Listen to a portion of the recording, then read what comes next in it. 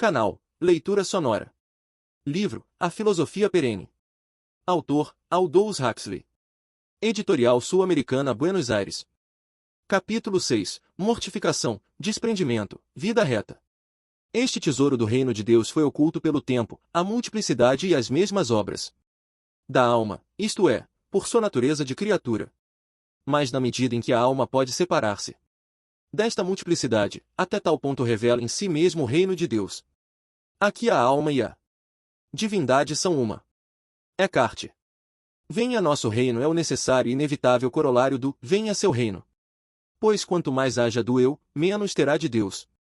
A divina, eterna plenitude de vida só pode ser obtida por aqueles que premeditadamente perderam a parcial, separadora vida da cobiça e o interesse próprio, do pensar, sentir, desejar e atuar egocêntricos. Mortificação, ou deliberado morrer para o eu, é inculcada com incondicional firmeza nos escritos canônicos do cristianismo, hinduísmo, budismo e na maior parte das demais religiões, maiores ou menores, do mundo, e por todos os santos teocêntricos e reformadores espirituais que tenham vivido e exposto os princípios da filosofia perene. Mas esta anulação de si mesmo não é nunca, pelo menos por ninguém que saiba do que está falando, considerada como um fim em si mesmo.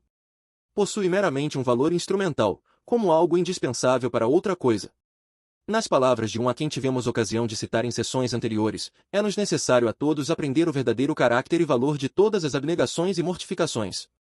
Quanto à sua natureza, considerada em si mesma, não tem nada de bondade ou santidade, nem são parte alguma real de nossa santificação, não são o verdadeiro alimento ou nutrição da vida divina em nossas almas, não têm em si poder de urgência, de santificação. Seu único valor consiste em que tiram os impedimentos à santidade, quebram o que se levanta entre Deus e nós e abrem passagem ao avivador, santificador Espírito de Deus para que atue em nossas almas, operação de Deus que é com o único pode fazer surgir a vida divina na alma, ou ajudá-la para o menor grau de real santidade ou vida espiritual.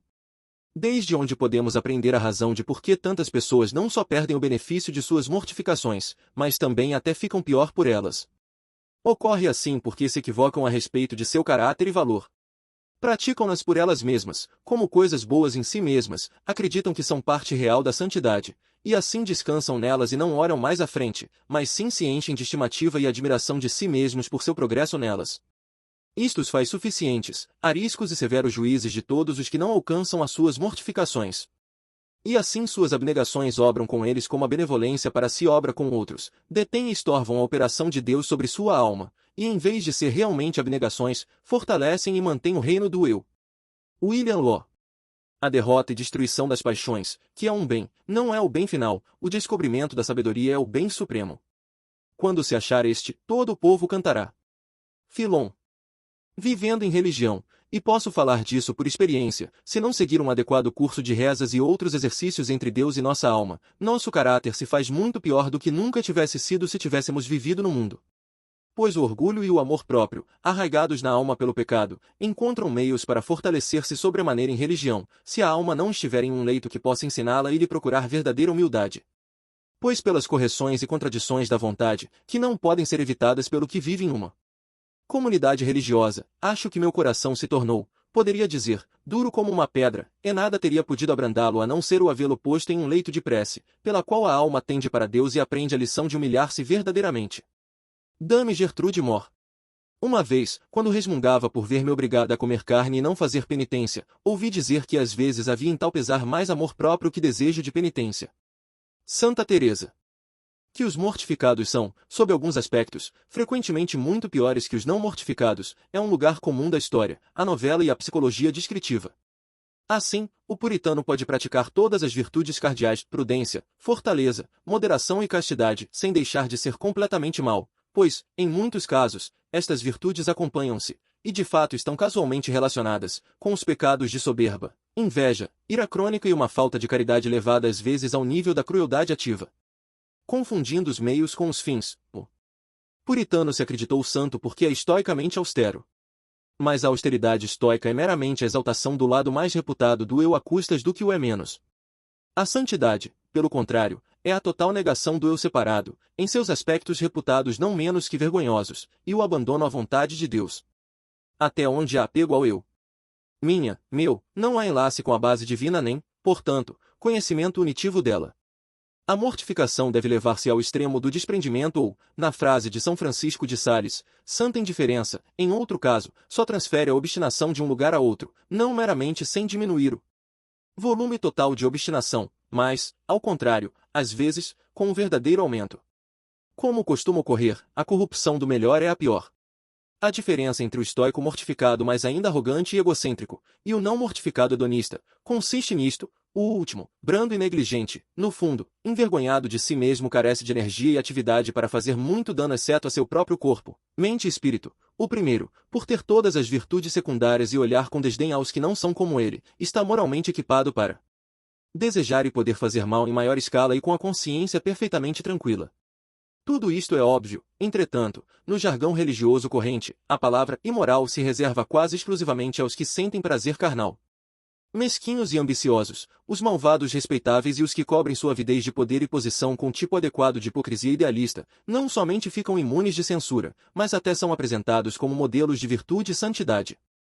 Os representantes das igrejas organizadas começam pondo auréolas sobre a cabeça das pessoas que mais contribuíram para a explosão de guerras e revoluções, logo, insignificantemente queixosos, admiram-se de que o mundo se encontre em tão tremenda confusão.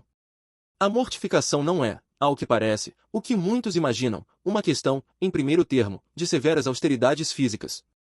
É possível que, certas pessoas em determinadas circunstâncias, a prática de severas austeridades físicas as ajude a avançar para o fim último do homem. Na maioria dos casos, entretanto, pareceria que o que se obtém com tais austeridades não é a liberação, mas algo completamente distinto, a aquisição de faculdades psíquicas. A faculdade de obter resposta a rezas petitórias, de sanar e obrar outros milagres, a habilidade de prever o futuro e ler a mente alheia estão, ao que parece, frequentemente em alguma sorte de relação causal com os jejuns, as vigílias e a imposição própria de dor. A maior parte dos grandes santos teocêntricos e mestres espirituais admitiram a existência de faculdades supranormais, mas só para as deplorar. Pensar que tais se diz, como chamam os hindus, tenham algo que ver com a liberação é, dizer, uma ilusão perigosa. Estas coisas são, ou impertinentes ao principal problema da vida ou, excessivamente apreciadas e cultivadas, um obstáculo no caminho do adiantamento espiritual. E não são estas as únicas objeções às austeridades físicas. Levadas ao extremo, podem ser perigosas para a saúde e sem saúde a firme persistência de esforço requerida pela vida espiritual é de muito difícil adquirir.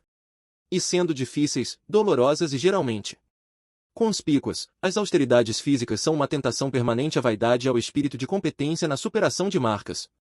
Quando te entregaste à mortificação física foste grande, admirado. Assim escreve Suso sobre suas próprias experiências que o levaram, como levaram Gautama Buda muitos séculos antes, a abandonar sua regra de penitência corporal.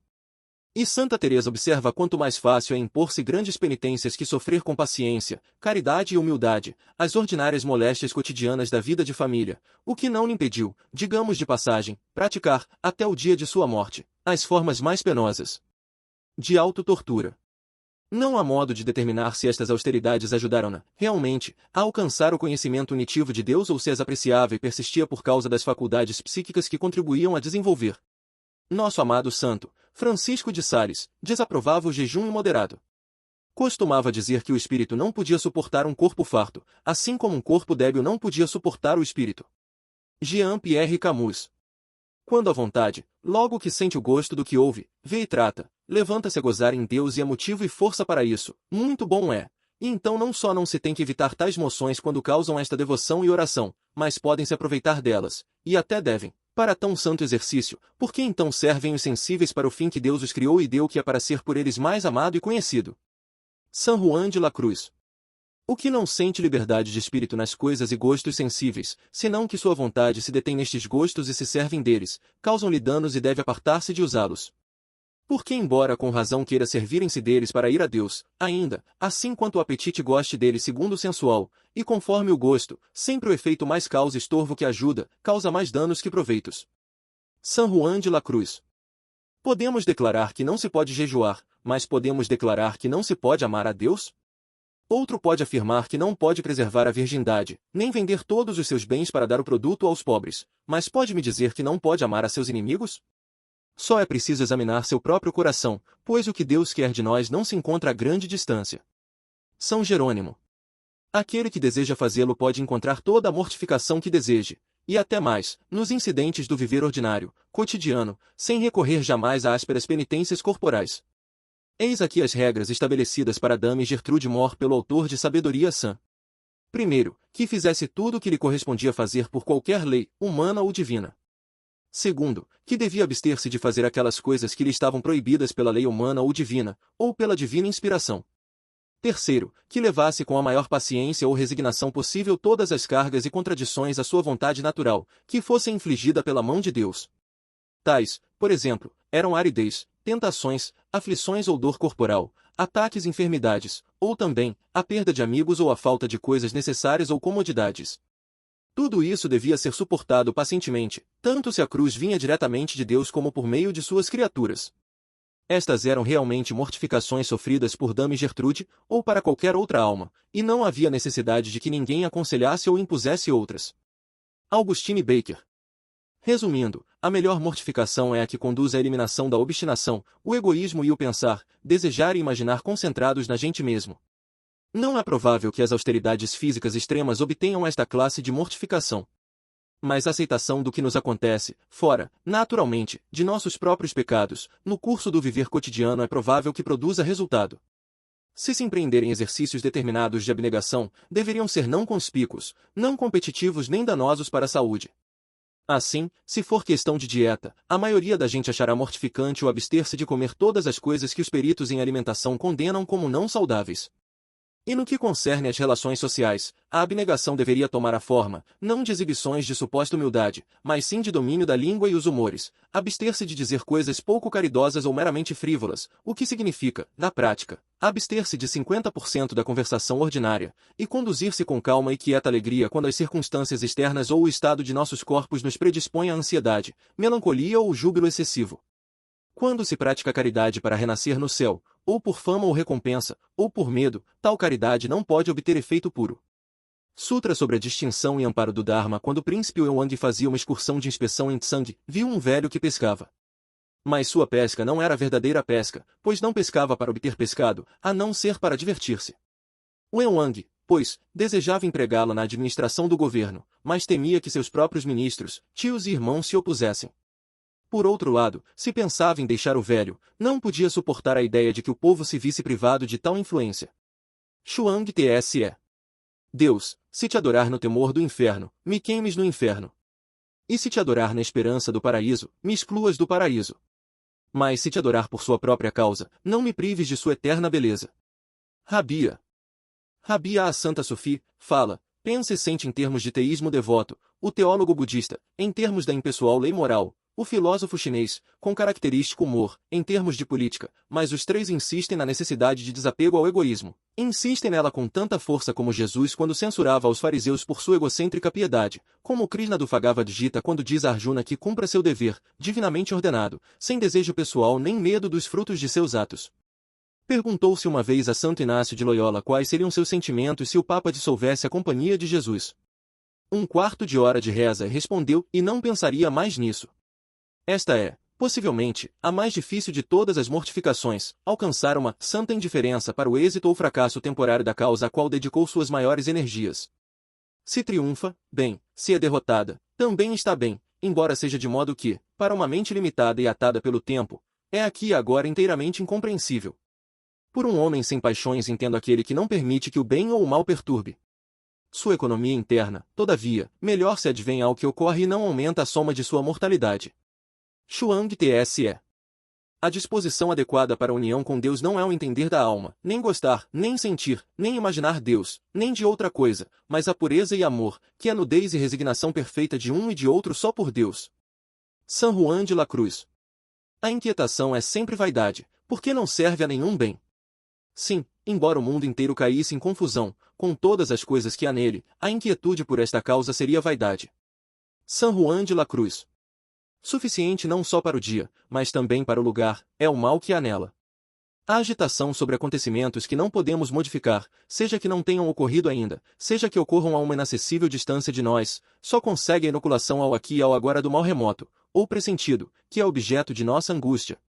Escutar 4 ou 5 vezes ao dia as notícias radiadas e seu comentário, ler o Jornal da Manhã e todos os semanários e mensais é chamado atualmente tomar um inteligente interesse na política. San Juan da Cruz o teria chamado sentir prazer em ociosa curiosidade e no cultivo da inquietação pela inquietação. Necessito muito pouco e desejo muito pouco o que necessito. Logo que tenho desejos, mas, se tivesse que nascer de novo, não teria nenhum. Não deveríamos pedir nada nem recusar nada, a não ser nos entregar aos braços da divina providência sem perder tempo em nenhum desejo, exceto de querer o que Deus quer de nós. São Francisco de Sales. Empurra bastante para o vazio agarre, com força bastante, a quietude, e das 10.000 coisas não há nenhuma sobre a que não posso obrar. Eu as vi, para onde retornam. Olhe, tudo, seja qual seja o modo de seu florescimento, volta para a raiz de onde partiu.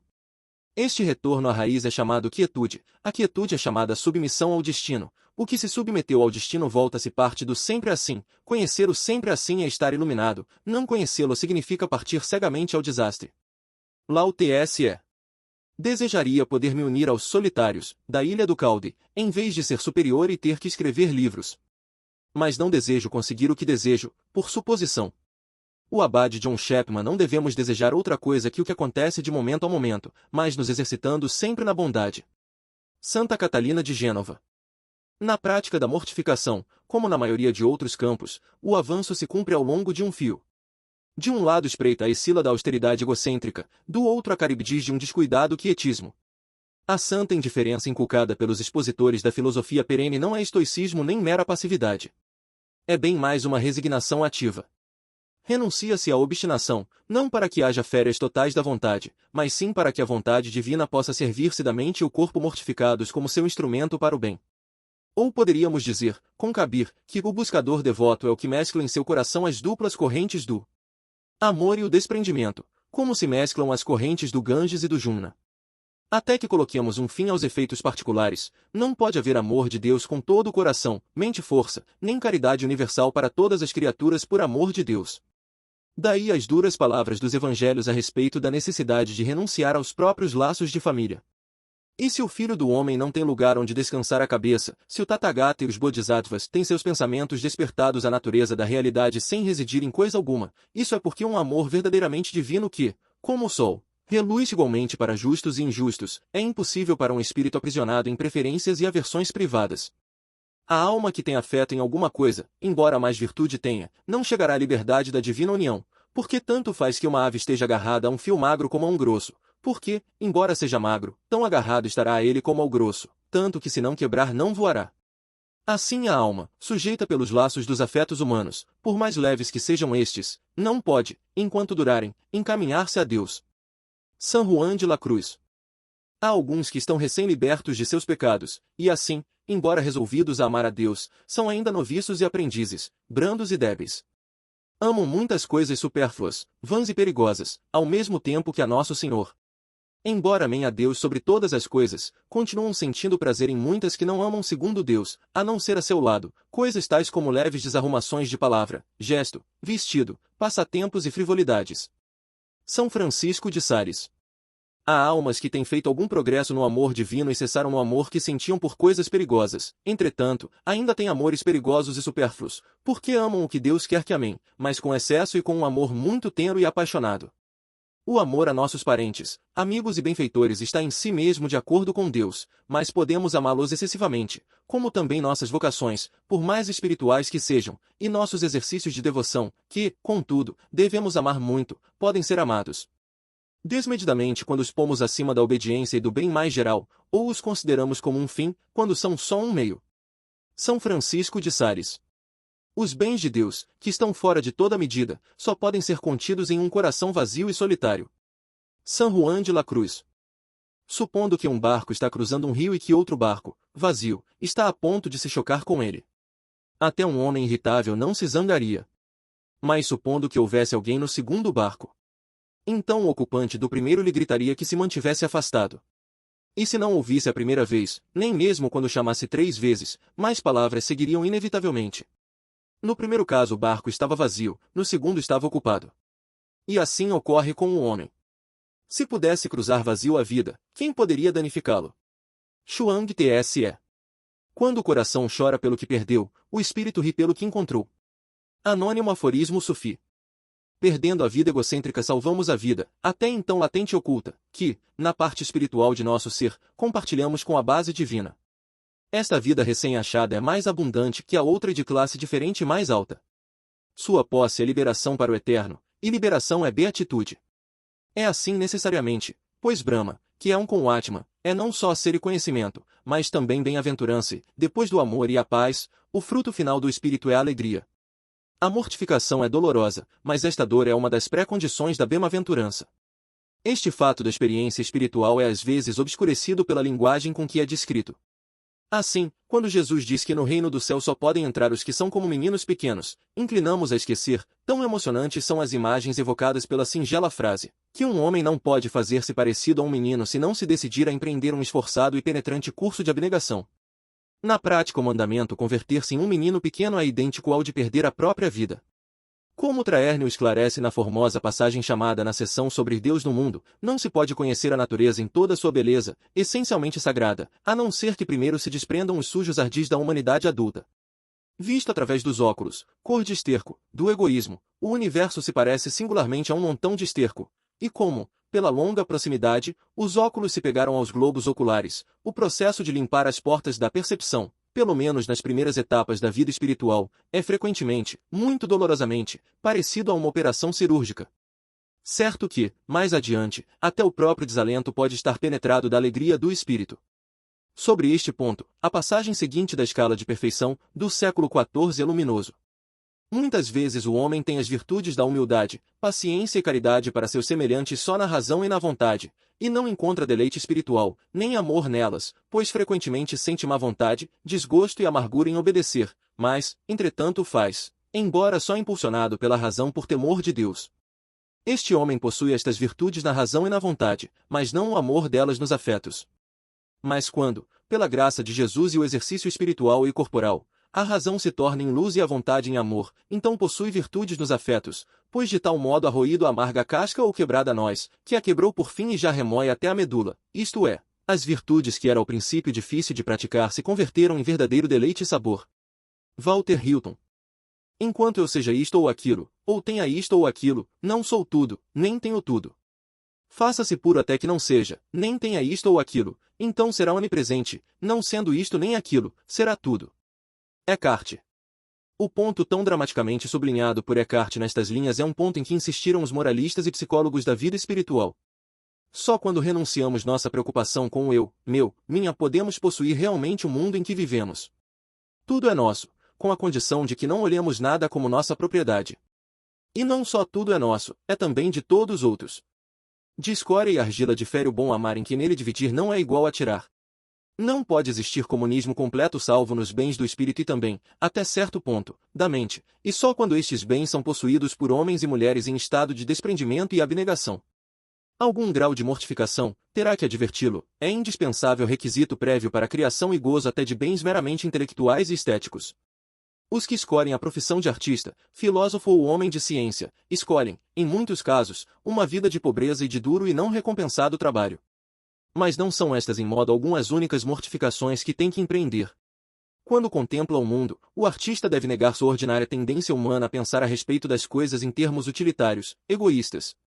Analogamente, o filósofo crítico deve mortificar seu sentido comum, entretanto, o investigador deve resistir firmemente às tentações da simplificação excessiva e o pensamento convencional e deve fazer-se dócil às indicações do misterioso feito. E o que ocorre com os criadores de bens estéticos e intelectuais, também pode dizer-se dos que gozam tais bens uma vez criados. Que estas mortificações não são em nenhum modo corriqueiro se mostrou repetidamente no curso da história. A gente pensa, por exemplo, no intelectualmente mortificado Sócrates e na cicuta com que seus não mortificados compatriotas o recompensaram. A gente pensa nos heróicos esforços que tiveram que fazer Galileu e seus contemporâneos para romper com a convenção aristotélica do pensamento, e nos esforços, não menos heróicos, que tem que fazer hoje qualquer cientista que acredita que no universo há mais do que pode descobrir-se empregando as receitas de Descartes, consagradas pelo tempo. Tais mortificações acham sua recompensa em um estado de consciência que corresponde, em um nível mais baixo, à beatitude espiritual. O artista, o filósofo e o homem de ciência também são artistas, conhece a bem-aventurança da contemplação, o descobrimento e a desinteressada posse estéticos. Os bens do intelecto, as emoções e imaginação são bens reais, mas não são o bem último, e quando os tratamos como fins em si mesmos, caímos na idolatria. A mortificação da vontade, desejo e ação não é o bastante, tem que haver também mortificação nos campos do conhecer, pensar, sentir e imaginar. As faculdades intelectuais do homem estão, pela queda, em estado muito pior que seus apetites animem e necessitam de uma abnegação muito maior. E quando a própria vontade, o próprio entendimento e a própria imaginação veem sua força natural adulada e agradada, e são aparentemente enriquecidos e honrados com os tesouros adquiridos no estudo da literatura, ajudarão tanto ao pobre homem cansado a pensar como Cristo, como a arte culinária, devidamente estudada, possa aproximar de um professor do Evangelho ao espírito e à prática da abstinência cristã. William Law. Por ser alemã e escrever-se com K, Kultur foi objeto, durante a Primeira Guerra Mundial, de zombador menosprezo. Tudo isto mudou. Na Rússia, a literatura, a arte e a ciência se converteram nas três pessoas de uma nova trindade humanista. E não está o culto da cultura confinado à União Soviética. É praticado por uma maioria de intelectuais nas democracias capitalistas.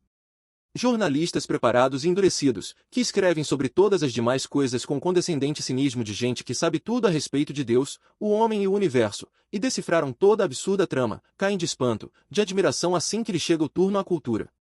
Com o ardor e o entusiasmo que são, nas circunstâncias, indescritivelmente ridículos, convidam-nos a compartilhar suas emoções, positivamente religiosas, ante a arte superior, conforme se representa nas últimas pinturas murais ou centros cívicos. Insistem em que enquanto Mr. X continuar a escrever seus inimitáveis novelas, e Mr. e suas críticas mais que coleridianas, o mundo, em que pese a todas as aparências em contrário, tem sentido. A mesma supervalorização da cultura, a mesma crença de que a arte e a literatura são fins em si mesmos e podem florescer isolados de uma razoável e realista filosofia de vida, chegaram a invadir escolas e colégios.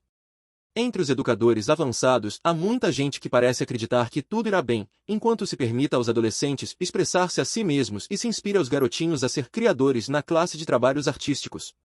Mas, a plastilina e a expressão de si mesmo não resolverão o problema da educação. Tampouco resolverão a tecnologia e a orientação profissional, nem os clássicos, nem as 100 obras mestras.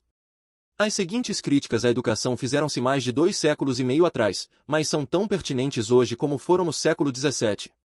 Não sabe nada como deveria sabê-lo aquele que pensa conhecer algo sem ver seu lugar e o modo como se relaciona com Deus, os anjos e os homens, e com todas as criaturas da terra, o céu e o inferno, o tempo e a eternidade. Thomas Traherne. Entretanto, algumas coisas eram defeituosas também, em Oxford, sob a República. Não houve nunca um professor que ensinasse abertamente a felicidade, embora esta seja a rainha de todas as demais ciências.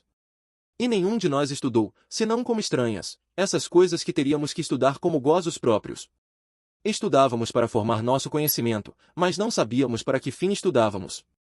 E por falta de apontar a determinado fim, errávamos da maneira. Thomas Traherne. No léxico de Traherne, felicidade significa beatitude, que se identifica na prática com a liberação, a qual, por sua vez, é o conhecimento unitivo de Deus nos ápices internos e na plenitude, tanto externa como interna. O que segue é uma relação das mortificações intelectuais que devem praticar aqueles cuja principal preocupação é o conhecimento da divindade nas culminações internas da alma. Feliz é o homem que, num contínuo apagar de todas as imagens, mediante a introversão e elevação de seu espírito a Deus, por fim esquece e deixa atrás de si todos esses estorvos. Pois só por este meio opera interiormente, com seu intelecto e afeiçoados desapegos, puros, simples, sobre o mais puro e simples objeto, Deus. Procura, pois, que todo o seu exercício em Deus dentro de si se apoie completa e unicamente nesse intelecto, afeto e vontade. Pois na verdade este exercício não pode ser executado por nenhum órgão corporal, nem pelos sentidos externos, a não ser só pelo que constitui a essência do homem, entendimento e amor. Se, pois, desejas firmes degraus e breve atalho para chegar à meta da verdadeira felicidade, com acirradamente fervoroso desejo aspira a uma constante limpeza de coração e pureza de espírito. Acrescenta a isto uma constante calma e tranquilidade dos sentidos, e a lembrança dos afetos do coração, notando-os continuamente no alto. Esforce-se em simplificar o coração para que, imóvel e em paz, isento de todo vão fantasma invasor, possa permanecer sempre firme no Senhor que está consigo, em grau tal como se sua alma tivesse entrado já no agora, sempre presente, isto é a eternidade, no estado da deidade. Subir a Deus é penetrar em si mesmo. Pois aquele que assim ascende penetra e alcança mais acima e além de si mesmo ascende realmente até Deus. A mente deve, pois, elevar-se por cima de si e dizer, aquele que sobretudo preciso, está sobre tudo o que conheço. E assim levada às trevas da mente concentrando-se nesse bem suficiente, aprende a permanecer em casa e com todo o seu afeto se adere e fica habitualmente fixo no supremo bem interior. Continua assim, até que seja imutável e alcance a verdadeira vida que é Deus mesmo perpetuamente, sem nenhuma vicissitude de espaço ou tempo, descansando nessa interior quietude e secreta mansão da deidade. Alberto Magno. Alguns amam o conhecer e discernir como a melhor e a mais excelente de todas as coisas. Eis aqui então o conhecer e discernir vêm ser amados mais que o discernido, pois a falsa luz natural ama seu conhecimento e faculdades, que são ela mesma, mais que aquilo que se conhece. E se fosse possível que esta falsa luz natural compreendesse a simples verdade, como é Deus e na verdade, não perderia, contudo, seu propriedade, isto é, não poderia apartar-se de si mesmo e de suas próprias coisas. Teologia germânica. A relação entre a ação moral e o conhecimento espiritual é circular, por assim dizê-lo, e recíproca. A conduta desinteressada faz possível um acesso ao conhecimento, e o acesso ao conhecimento faz possível a execução de novas ações mais genuinamente desinteressadas, as quais, por sua vez, exaltam a capacidade do agente para o conhecimento e assim sucessivamente, se tudo for bem, a perfeita docilidade e obediência, indefinidamente. O processo é resumido em umas poucas linhas do Maitrayana Upanishad. Um homem empreende uma ação reta, o que inclui, é óbvio, a reta memória e a reta meditação, e isto lhe permite ter uma observação do eu em que descansa sua individualidade separada. Tendo visto seu próprio eu como eu, separa-se do eu, e, portanto, obra abnegadamente, e em virtude de sua abnegação deve conceber-se como incondicionado. Este é o mistério mais alto, que anuncia a emancipação, mediante a abnegação, não toma parte em prazer ou dor, em outras palavras, entra em um estado de desprendimento ou santa indiferença, mas alcança o absoluto, ou, segundo o exemplo de Alberto Magno, chega a ser imutável e alcança a verdadeira vida que é Deus mesmo. Quando a mortificação é completa, seu fruto mais característico é a simplicidade. Um coração simples ama tudo que é mais precioso na terra, marido ou mulher, pai ou filho, irmão ou amigo, sem que perca sua simplicidade. As coisas externas não lhe atraem, a não ser, assim que conduzem as almas a ele, todo exagero ou irrealidade, afetação e falsidade se desvanecem junto a tal coração como se seca a umidade sob o sol. O único impulso é agradar a Deus, e daí surge uma total indiferença para o que outros dizem e pensam, de modo que palavras e ações são perfeitamente simples e naturais, como somente a sua vida. Tal simplicidade cristã é a perfeição mesma da vida interior, Deus, sua vontade e prazer, seu só objeto. N. Grow. E eis aqui uma relação mais extensa por um dos grandes mestres da análise psicológica. No mundo, quando se chama simples alguém, geralmente quer indicar-se que é uma pessoa tola, ignorante e crédula. Mas a simplicidade real, muito longe de ser tola, é quase sublime. Todos os homens bons encontram gosto nela e admiram-na, dão-se conta de que pecam contra ela, observam-na em outros e sabem o que envolve, entretanto, não poderiam defini-la com precisão. Eu diria que a simplicidade é uma retidão de alma que impede a consciência de si mesmo. Não é com mesma sinceridade, que é uma virtude muito mais humilde. São sinceras muitas pessoas que não são simples. Não dizem nada, senão o que acreditam ser certo, e não tentam aparecer distintas do que são. Mas estão sempre pensando em si mesmas, pesando cada uma de suas palavras e pensamentos, e detendo-se em si mesmos com a apreensão de ter feito pouco ou muito. Estas pessoas são sinceras, mas não são simples. Não se encontram ampliadas com outros, nem outros com elas. Não há nada plano, franco, desembaraçado ou natural nelas. A gente sente que agradariam mais outras pessoas menos admiráveis não com tanta rigidez. Ser absorvido pelo mundo que nos rodeia e não voltar nunca o pensamento ao interior, cega a condição de alguns que são arrastados pelo agradável e tangível, é um extremo do oposto à simplicidade. E achar-se pensativo em toda a matéria, seja esta o dever para com Deus ou para com o homem, é o outro extremo, que faz a uma pessoa sábia em seu próprio conceito, reservada, consciente de si, molesta ante a menor coisa que turve sua própria interior complacência. Essa falsa sabedoria, em que pese a sua gravidade, é apenas menos vã inércia que a loucura dos que se mergulham de cabeça nos prazeres mundanos. Um se embriaga com o que o rodeia exteriormente, o outro com o que acredita fazer interiormente, mas ambos se acham em estado de embriaguez, e o último é pior estado que o primeiro porque parece ser prudente, embora não o é em realidade, e assim não procura curar-se. A simplicidade real se acha em um justo meio, igualmente livre de ligeireza e afetação, em que a alma não é afligida pelo externo, de tal modo que não seja capaz de refletir, nem tampouco entregue a intermináveis refinamentos, que a consciência de si mesma induz. A alma que olha onde vai perder tempo discutindo cada um de seus passos ou olhando perpetuamente para trás, é a que possui a verdadeira simplicidade. Tal simplicidade é realmente um grande tesouro. Como a alcançaremos? Daria tudo o que possuo por ela, é a custosa pérola da Sagrada Escritura. O primeiro passo, pois, é que a alma desligue-se das coisas externas e olhe ao interior para conhecer seu interesse real. Até aqui tudo é justo e natural. Isso é só um amor próprio prudente, que procura evitar a embriaguez do mundo. No passo seguinte, a alma deve acrescentar a contemplação de Deus, a quem teme, a si mesmo. Esta é uma débil aproximação à sabedoria verdadeira, mas a alma está ainda muito absorta, não se contenta temendo a Deus, quer estar segura de que lhe teme e teme não lhe temer, e assim roda em um perpétuo círculo abstrato. Toda esta inquieta detenção no eu está muito longe da paz e a liberdade do amor verdadeiro, mas este está, entretanto, à distância. A alma deve necessariamente passar por um período de prova, e se visse subitamente submergindo em estado de calma, não saberia como utilizá-lo. No terceiro passo, cessando na inquieta contemplação de si mesmo, a alma começa a deter-se em Deus e gradualmente se esquece nele. Repleta de Deus, deixa de nutrir-se em si mesmo. Uma alma assim não está cega ante suas próprias faltas nem é indiferente a seus próprios enganos, tem mais consciência deles que nunca, e uma luz crescente os mostra mais distintamente, mas este conhecimento de si mesmo lhe vem de Deus e por excelência, não é inquieto nem aborrecido. Fenelon. A mortificação pode considerar-se, neste aspecto, como um procedimento de estudo, pelo qual aprendemos por fim a ter reações não estudadas ante os fatos, reagem em harmonia com o tão, a talidade, a vontade de Deus. Os que se fizeram dóceis à divina natureza das coisas, os que respondem às circunstâncias, não com avidez e aversão, a não ser com o amor que lhes permite fazer espontaneamente o que lhes agrada, os que na verdade podem dizer, não eu, a não ser Deus em mim. Tais homens e mulheres são comparados pelos expositores da filosofia perene aos meninos, aos parvos e simples, e até às vezes, como na seguinte passagem, aos ébrios. Um ébrio que cai de uma carreta, embora sofra, não morre. Seus ossos são como os de outros, mas sofre o acidente de diferente modo. Seu espírito se acha em uma condição de segurança. Não se dá conta de que viaja em uma carreta, tampouco de que cai dela. As ideias de vida, morte, temor e outras parecidas não podem penetrar seu peito, e por isso não sofre com o contato da existência objetiva. Se tal segurança pode obter do vinho, quanta mais não poderá obter-se de Deus? Chuang Tse. Quão admiravelmente agudo e sutil é isto! Uma das vaidades mais extraordinárias, pelo gratuito, do século XX é a hipótese de que ninguém sabia nada de psicologia antes dos dias de Freud. Mas a autêntica verdade é que a maioria dos psicólogos modernos entendem menos aos seres humanos que os mais aptos de seus predecessores.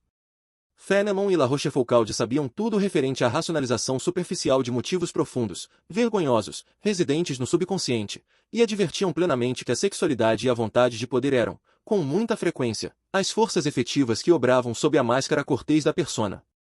Maquiavel tinha esboçado a distinção de Pareto entre resíduos e derivações entre causas reais, egoístas, da ação política e as caprichosas teorias, princípios e ideais em cujos termos tal ação é explicada e justificada ante o crédulo público.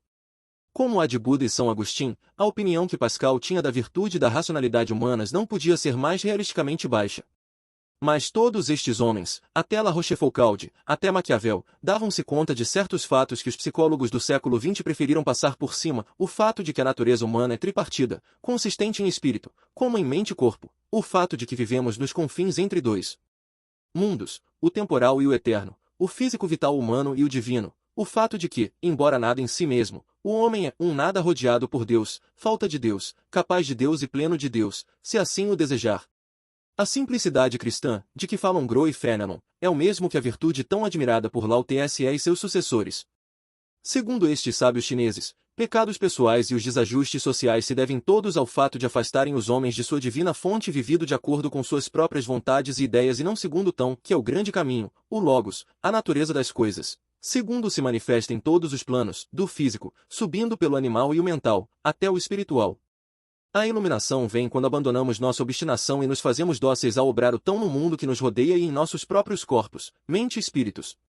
Às vezes os filósofos taoístas escrevem como se acreditassem no nobre selvagem de Rousseau, sendo chineses e estando, portanto, muito mais preocupados com o concreto e prático que com o meramente especulativo. Se comprazem em prescrever métodos mediante os quais os governantes poderiam reduzir a complexidade da civilização e preservar assim a seus súditos das corruptoras influências das convenções de pensamento, sentimento e ações feitas pelo homem e, portanto, eclipsadoras do tão.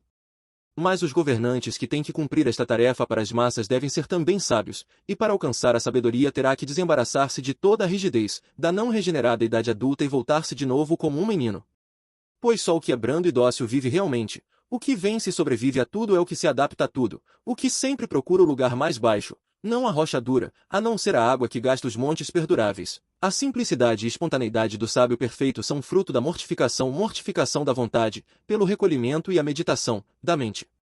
Só o artista mais altamente disciplinado pode recobrar, em um plano mais elevado, a espontaneidade do menino com sua primeira caixa de pinturas.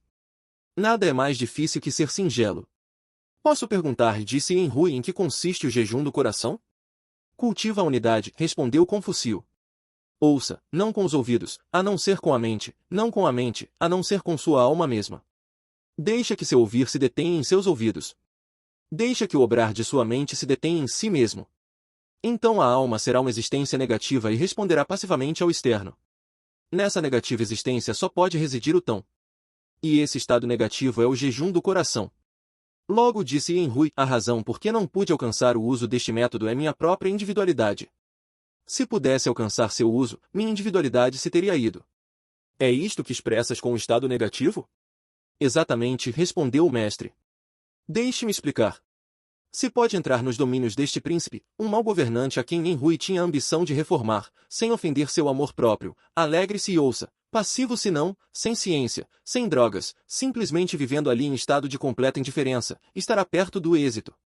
Olhe essa janela. Por ela uma estância vazia, luz com a paisagem, mas a paisagem fica fora. Neste sentido pode usar seus ouvidos e seus olhos para comunicar com o interior, mas fecha toda a sabedoria, no sentido de convencionais máximas livrescas, fora de sua mente. Este é o método para regenerar toda a criação. Chuang Tse. Por longa obediência e duro trabalho obtém o artista a não forçada espontaneidade e a maestria consumada.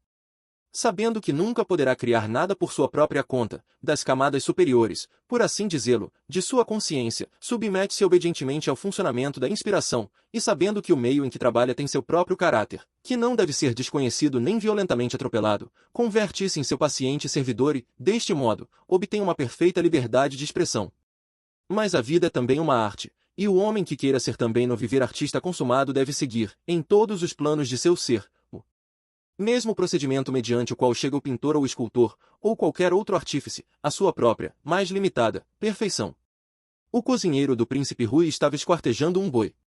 Cada golpe de sua faca, cada esforço de seus ombros, cada passo de seus pés, cada pedaço de carne rasgada, cada toque de sua faca estavam em perfeita harmonia, rítmicos como a dança do Soto dos Morais, simultâneos como os lembra Xing Shou. Bravo! Exclamou o príncipe. Grande é sua habilidade. Senhor, respondeu o cozinheiro, sempre me consagrei ao tão. É melhor que habilidade. Quando comecei a esquartejar bois, só via ante mim bois inteiros. Depois de 3 anos de prática já não vi animais inteiros. E agora trabalho com a mente e não com os olhos. Quando meus sentidos mandam deter-me, mas minha mente insiste que continue, apoio-me em princípios eternos. Sigo as aberturas ou cavidades que possa haver, segundo a natural constituição do animal. Não tento cortar as articulações e até menos os ossos grossos. Um bom cozinheiro muda sua faca uma vez ao ano, por que corta? Um cozinheiro ordinário, uma vez ao mês, por que talha? Mas eu tive esta faca por 19 anos, e embora haja talhado muitos milhares de bois, seu fio está como recém-passado pela pedra de amolar. Pois nas articulações sempre há interstícios, só faz falta introduzir a ponta da tábua delgada em tais interstícios. Deste modo o interstício se alarga, e a lâmina encontra local de sobra. Assim conservei minha faca durante 19 anos, como recém-passada pela pedra de amolar. Contudo, quando me encontro com uma parte dura, em que a lâmina encontra dificuldade, sou todo cautela. Fixo minha vista nela. Detenho minha mão e aplico a lâmina brandamente, até que conjuo a parte cede como terra que cai esmiuçada. Então retiro a lâmina e me endireito e miro em torno, e por fim limpo minha faca e aguardo cuidadosamente. Bravo! Exclamou o príncipe. Das palavras deste cozinheiro aprendi como cuidar minha vida. Chuang Tse. Nos primeiros 7 ramos de seu óctuplo caminho, o Buda descreve as condições que devem cumprir-se por aquele que deseja chegar à reta contemplação, que é o ramo 8º e final. O cumprimento destas condições leva consigo seguir um curso da mais penetrante e completa mortificação do intelecto e a vontade, desejo e emoção, pensamento, fala, ação e, finalmente, dos meios de vida. Certas profissões são mais ou menos completamente incompatíveis com o lucro do fim último do homem, E existem certos modos de ganhar a vida que causam tanto dano físico e, sobretudo, tanto dano moral, intelectual e espiritual que, embora pudessem ser praticados com espírito de desprendimento, o que geralmente é impossível, deveriam contudo ser evitados pelo que se dedique à tarefa de libertar, não só a si mesmo, mas também a outros. Os expositores da filosofia perene não se contentam evitando proibir a prática de profissões criminais, tais como explorar lupanares, cobrar barato, falsificar e outras parecidas, também evitam, e põem em guarda contra eles, certos modos de viver usualmente tidos por legítimos. Assim, em muitas sociedades budistas, a manufatura de armas, a destilação de bebidas alcoólicas e a provisão em grandes quantidades de carne não eram, como na cristandade contemporânea, premiadas com a riqueza, títulos nobiliários e influência política. Eram deplorados como negócios que, conforme se acreditava, faziam especialmente difícil para seus praticantes, e para outros membros das comunidades em que se praticavam, o alcançar a iluminação e liberação. Analogamente, na Europa medieval estava proibido aos cristãos ganhar vida emprestando a interesse ou monopolizando. Como Taunay e outros nos mostraram, só depois da reforma o cortar cupons, a usura e a especulação com valores ou gênero se fizeram respeitáveis e receberam a aprovação eclesiástica.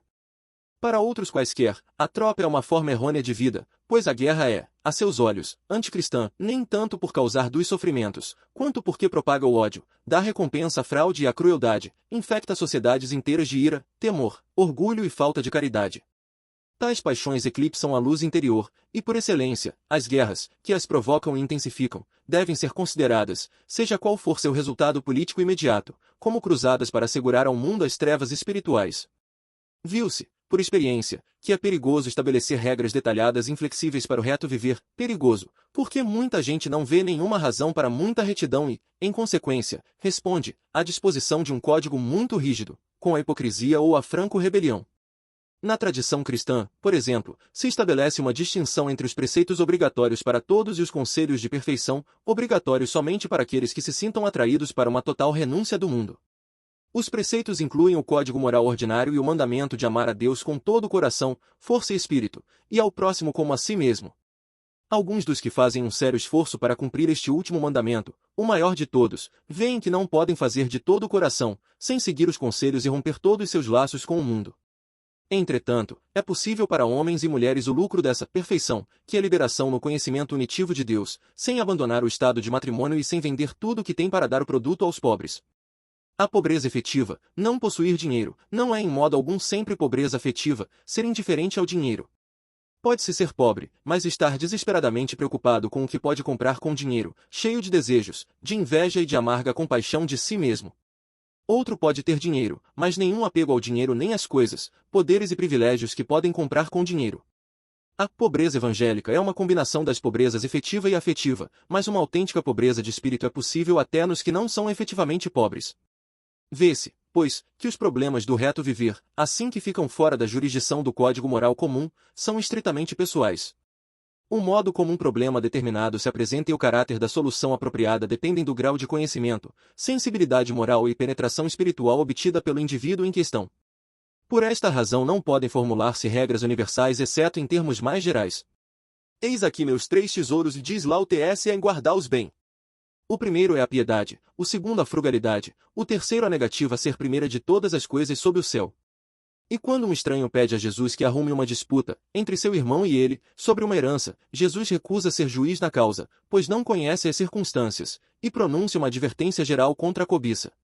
Geasa ensinava a seus fiéis um dia, os que falam contra o matar e desejam deixar salvas as vidas de todos os seres conscientes, estão certos. Bom é proteger até os animais e os insetos.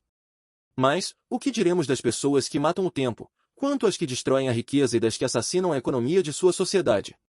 Não deveríamos passar por cima. E também, o que diremos daquele que prega sem esclarecimento? Está matando o budismo. Jin senta uma história do Zen. Uma vez Ibrahim, ocupando seu trono, ouviu um clamor e ruído de gritos sobre o teto e pesados passos acima em seu palácio. Disse, de quem são estes pés tão pesados? Apareceu à janela e gritou, quem vai lá? Cheios de confusão, os guardas se inclinaram dizendo, nós somos, que fazemos ronda em busca. Ele disse, o que procuram? Disseram, os camelôs.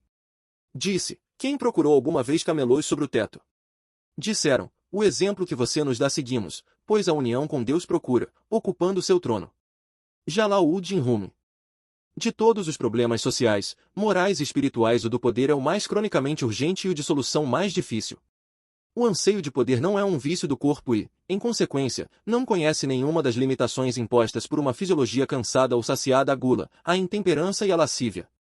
Crescendo com cada satisfação sucessiva, o apetite de poder pode manifestar-se indefinidamente, sem interrupção por fadiga ou enfermidade corporal. Além disso, a natureza da sociedade é tal que quanto mais se eleva um homem na hierarquia política, econômica ou religiosa, tanto maiores são suas oportunidades e recursos para exercer o poder. Mas a ascensão da escala hierárquica é ordinariamente um processo lento, e os ambiciosos raramente alcançam o pico até que estão já muito avançados na vida. Quanto mais velho é, tantas mais probabilidades tem o que ama o poder para sentir prazer no pecado que o acossa, quanto mais continuamente é submetido a tentações, e mais fascinadoras são essas tentações. A este respeito, sua situação é profundamente distinta da do libertino. O último possivelmente nunca voluntariamente abandone seus vícios, mas pelo menos, ao carregar-se de anos, encontra-se com que seus vícios o abandonam, o primeiro nem abandona seus vícios nem é abandonado por eles. Em lugar de outorgar ao amador de poder uma piedosa pausa de seus apegos, a velhice, melhor inclina a intensificá-los facilitando-lhe a satisfação de suas ânsias em maior escala e de modo mais espetacular. Por isso, segundo as palavras de Acton, todos os grandes homens são maus. Podemos, pois, nos surpreender de que a ação política, empreendida, em muitos casos, não pelo bem público, a não ser somente, ou pelo menos principalmente, para satisfazer a avidez de poder de homens maus, resulte tão frequentemente embrutecedora ou francamente desastrosa. Letat semoi, diz o tirano, e pode dizer-se, é óbvio, não só do autocrata situado no vértice da pirâmide, mas também de todos os membros da minoria governante através da qual aquele governa e que são, de fato, os verdadeiros governantes da nação. Além disso, enquanto a política que satisfaz as ânsias de poder da classe governante tenha êxito, e enquanto o preço do êxito não seja muito alto, até as massas de governados sentirão que o Estado são eles, vasta e esplêndida projeção do eu intrinsecamente insignificante do indivíduo. O pequeno homem pode satisfazer sua avidez de poder delegadamente, mediante as atividades do Estado imperialista, do mesmo modo que o faz o homenzarrão, a diferença entre eles é de grau não de classe. Não se idealizou nunca um método infalível para controlar as manifestações políticas do anseio de poder. Como o poder é, por sua essência mesma, indefinidamente expansivo, não pode deter-se, a não ser em choque com outro poder. Daí que toda sociedade que estime a liberdade, no sentido de governo pela lei, mais bem que por interesse de classe ou decreto pessoal, deve procurar que o poder de seus governantes esteja repartido. A união nacional significa servidão nacional a um só homem e a oligarquia que o apoia. A desunião organizada e equilibrada é a condição necessária da liberdade. A leal oposição de Sua Majestade é a seção mais leal, por ser a mais autenticamente útil, de toda a comunidade que ame ser livre. Além disso, como o apetite de poder é puramente mental e, portanto, insaciável e imune à enfermidade e à velhice, nenhuma comunidade que aprecie a liberdade pode permitir-se dar a seus governantes longos prazos no cargo. A ordem dos cartuchos, nunca reformada, porque nunca deformada, devia sua longa imunidade à corrupção ao fato de que seus abades eram escolhidos por períodos de só um ano. Na antiga Roma o grau de liberdade segundo a lei estava em razão inversa ao tempo que durava o cargo dos magistrados. Estas regras para controlar o anseio de poder se formulam muito facilmente, mas é muito difícil, segundo a história mostra, fazê-las cumprir na prática. É especialmente difícil fazê-las cumprir em um período como o presente, em que o mecanismo político, consagrado pelo tempo, está ficando antiquado, a causa da rápida mudança tecnológica, e em que o saudável princípio da desunião organizada e equilibrada requer que encarnem novas e mais apropriadas instituições. Acton, o douto historiador católico, opinava que todos os grandes homens são maus. Rumi, o poeta e místico persa, pensava que procurar a união com Deus enquanto se ocupa um trono era uma empreitada um pouco menos sensata que ir procurando camelôs pelos telhados. Uma nota ligeiramente mais otimista nos dá São Francisco de Sales, cujas opiniões sobre a matéria foram recolhidas por seu bosveliano discípulo, o jovem bispo do Belley. Montaigne lhe disse um dia, como é possível que os que ocupam um cargo elevado pratiquem a virtude da obediência? Francisco de Sales repus. Tem modos maiores e excelentes para fazê-lo que seus inferiores. Como não compreendia eu esta resposta, continuou dizendo. Os que estão ligados pela obediência se acham usualmente sujeitos a um solo superior. Mas aqueles que já são superiores têm campo mais extenso para a obediência, até enquanto estão mandando, pois se recordarem que é Deus quem os colocou por cima de outros homens e lhes dá o mando que têm, exercerão por obediência a Deus e assim, até mandando, obedecerão. Além disso, não há posição tão alta que não esteja sujeita a um superior espiritual em que concerne a consciência e a alma. Mas existe um ponto até mais elevado de obediência ao qual todos os superiores podem aspirar, aquele a que se refere São Paulo quando diz, embora seja livre para com todos os homens, faço-me servente de todos. Por esta universal obediência a todos convertemos em tudo para todos, e servindo a todos por amor de nosso Senhor, consideramo-los a todos nossos superiores. De acordo com esta regra, observei frequentemente que Francisco de Sales tratava a todos, até as mais insignificantes pessoas que se aproximassem como se ele fora seu inferior, não rechaçando nunca ninguém, não recusando nunca entrar em conversação, falar ou escutar, não demonstrando nunca o mais leve sinal de cansaço, impaciência ou irritação, por importuna ou inoportuna que fosse a interrupção. Aos que perguntavam por que desperdiçava assim seu tempo, sua constante resposta era, é a vontade de Deus, é o que ele exige de mim, que mais tenho que pedir? Enquanto faço isto, não me exige que faça outra coisa. A santa vontade de Deus é o centro de onde tudo tem que irradiar, todo o resto é só fastidioso e excitação. Jean-Pierre Camus. Vemos, pois, que um grande homem pode ser bom, bom até para aspirar ao conhecimento unitivo da base divina, sempre que, enquanto exerce o poder, cumpra duas condições. Primeiro, deve negar-se todas as vantagens pessoais do poder e deve praticar a paciência e o recolhimento, sem os quais não pode haver amor nem do homem nem de Deus. E, segundo, deve advertir que seu poder temporário não lhe dá autoridade espiritual, que pertence só aos videntes, vivos ou mortos, que obtiveram uma penetração direta na natureza das coisas. Uma sociedade em que o amo seja bastante louco para acreditar-se profeta é uma sociedade condenada à destruição. É viável uma sociedade em que aqueles que se puseram em condições para ver, indiquem os objetivos a que deve apontar, enquanto aqueles cuja tarefa é governar respeitem a autoridade e escutem o conselho dos videntes. Em teoria, pelo menos, tudo isto era bem compreendido na Índia e, até a Reforma, na Europa, onde não havia posição tão alta que não estivesse sujeita a um superior espiritual no que concerne à consciência e à alma. Desafortunadamente, as igrejas tentaram combinar ambos os mundos, a autoridade espiritual e o poder temporário, dirigidos diretamente ou através do trono. Mas a autoridade espiritual só pode exercer-se por aqueles que são perfeitamente desinteressados e cujos motivos estão, portanto, acima de qualquer suspeita. Uma organização eclesiástica pode chamar-se a si mesmo corpo místico de Cristo, mas se seus prelados possuem escravos e governam estados, como faziam no passado, ou se a corporação é um capitalista em grande escala, como acontece hoje em dia, nenhum título, por honorífico que seja, pode ocultar o fato de que, quando julga, o faz como parte interessada, com segundas intenções política ou econômica. Certo que, em matérias que não afetam diretamente os poderes temporários da corporação, os clérigos podem ser individualmente, e alguns o demonstraram, perfeitamente desinteressados e portanto podem possuir e possuíram uma genuína autoridade espiritual. São Felipe Neri é um caso a propósito. Não possuindo absolutamente nenhum poder temporário, exerceu entretanto uma prodigiosa influência na Europa do século XVI. Pode duvidar-se que, sem essa influência, os esforços do Concílio de Trento para reformar a Igreja Romana de dentro tivessem muito êxito. Na prática, quantos grandes homens cumpriram jamais, ou é provável que cumpram, as condições indispensáveis para que o poder seja inócuo para o governante e os governados? É óbvio que muito poucos. Exceto para os santos, o problema do poder é finalmente insolúvel. Mas com uma autêntica autonomia é possível só em grupos muito pequenos. As sociedades em escala nacional ou supranacional serão sempre governadas por minorias oligárquicas, cujos membros alcançam o poder porque estão movidos pelo anseio do mesmo. Isto significa que o problema do poder se apresentará sempre, não podendo resolver, a não ser por pessoa como Francisco de Sales, causará sempre perturbações. E isto, por sua vez, significa que não podemos esperar que as sociedades em grande escala do futuro sejam muito melhores do que foram as sociedades do passado durante os breves períodos em que melhor se comportaram.